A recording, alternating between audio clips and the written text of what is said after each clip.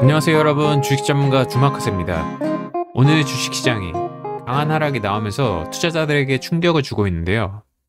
그런데 사실 종합지수가 어려워졌다는 건 이미 진작에 말씀드렸고 다들 그렇게 느끼고 계셨을 겁니다. 잠시 종합지수 차트를 보면 코스닥 차트인데요. 6월달 코스피가 달릴 때에도 코스닥은 비교적 움직이지 못했었고요. 7월 들어 반등을 시도했지만 이때 고점을 넘어서지도 못했습니다.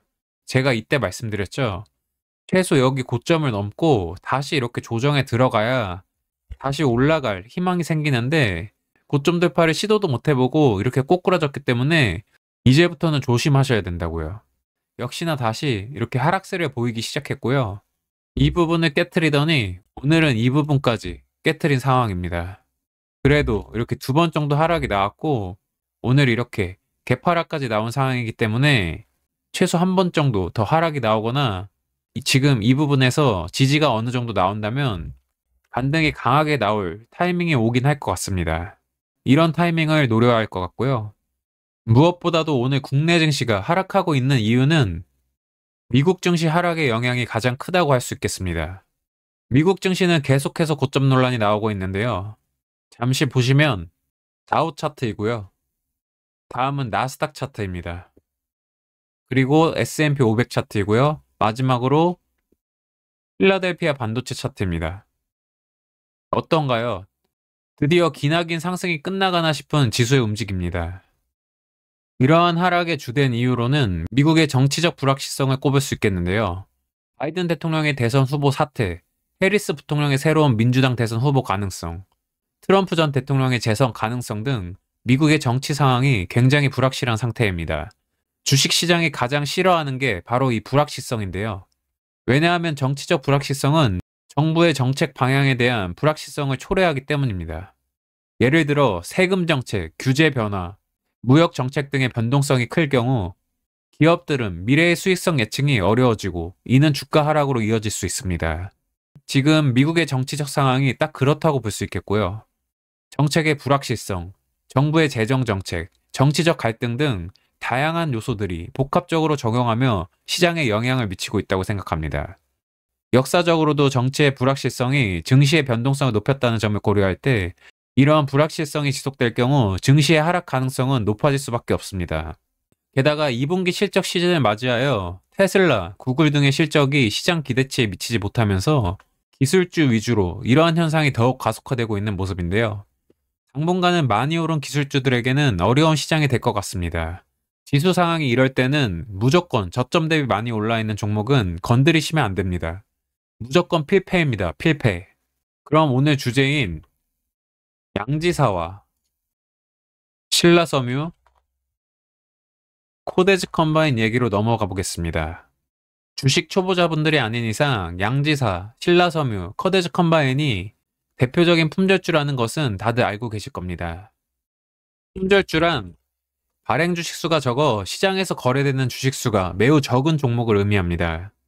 품절주는 유동 주식수의 비율이 굉장히 낮기 때문에 비교적 적은 액수의 금액으로도 주가를 급등 혹은 급락시키기가 쉽습니다. 즉 주가의 변동성이 굉장히 크다고 할 수 있는데요. 그래서 이러한 점을 이용하여 주포들이 시장에 신호를 보내는 용으로 양지사와 신라섬유 같은 품절주들을 많이 이용합니다. 그렇기 때문에 양지사, 신라섬유, 코데즈 컴바인 같은 종목들이 등락률 순위에서 보이면 시장이 굉장히 좋지 않은 상태임을 바로 체크해야 하며 투자자들에겐 불청객 같은 존재를 할 수 있습니다. 이런 종목으로는 양지사, 신라섬유, 코데즈 컴바인이 대표적이며 이외에도 유동지수가 적은 종목들과 스펙주들까지 모두 신호주 역할을 하는 품절주라고 볼 수 있겠습니다. 사실 이런 품절주들과 스펙주들이 왜 이러한 역할을 하는지 정확히는 알 수 없습니다. 이런 것도 경험상 습득하는 부분이지만 보통 하락장에서는 시장의 유동성이 급감하거나 부족해지는 현상이 동반됩니다. 그럴 수밖에 없는 부분이죠. 그렇기 때문에 상승 종목수도 급격히 줄어들고 더 자세히 말하면 주포들이 띄울 종목이 없어지게 됩니다. 시장이 이러할 때 유동지수가 적은 품절주나 스펙주들을 띄우는 경우가 많습니다. 적은 돈으로도 크게 상승시킬 수 있기 때문이죠. 품절주와 스펙주들이 등락률 상위 순위에서 많이 보이게 되면 시장이 나쁘다 혹은 시장이 나빠질 거라는 신호로 생각하시면 되고 실제로 그렇게 흘러가는 경우가 사실 많기도 합니다. 이런 부분들을 잘 이용만 하면 오히려 하락장에 대비를 할 수도 있는 부분이기 때문에 꼭 체크해야 하고 알아둬야 할 부분입니다. 양지사와 신라섬유, 커데즈 컴바인에 대해 조금 더 알아보면, 양지사는 종이 및 문구류를 전문 생산하는 동종업계 최대 업체입니다. 앞서 설명드린 부분 때문에 주식시장에서는 부정적인 이미지이긴 하지만 굉장히 얄짜 회사이며 안정적인 수익을 창출하고 있습니다. 양지사의 최대 주주 보유 지분율은 67.76%에 육박하며 유동주식 수는 18.20%에 불과합니다. 유동주식 수는 290만 주네요. 이 정도면 대표적 품절주라고 할 수 있겠죠. 다음으로는 신라섬유입니다. 신라섬유는 부동산 임대업, 휴대폰 판매업, 섬유 사업을 주요 사업으로 하는 회사입니다. 신라섬유의 최대 주주 지분율은 61.77%, 그리고 유동주식 비율은 38.23%입니다. 양지사에 비해 유동주식 비율이나 유동주식 수는 많긴 하지만 최대 주주 보유 지분율과 비교했을 때 굉장히 낮다는 걸 확인할 수 있습니다. 다음으로 코데즈 컴바인입니다. 코데즈 컴바인은 최대 주주 보유 지분율 60.33%, 유동주식 비율은 39.42%로 해당 종목 역시 최대 주주 보유 지분율과 비교했을 때 굉장히 낮다는 걸 확인할 수 있습니다. 이렇게 품절주라 불리는 세 종목은 유동주식 비율이 굉장히 낮기 때문에 주가가 쉽게 변동하며 시장이 불안정할 때도 상대적으로 안정적인 모습을 보일 수 있습니다.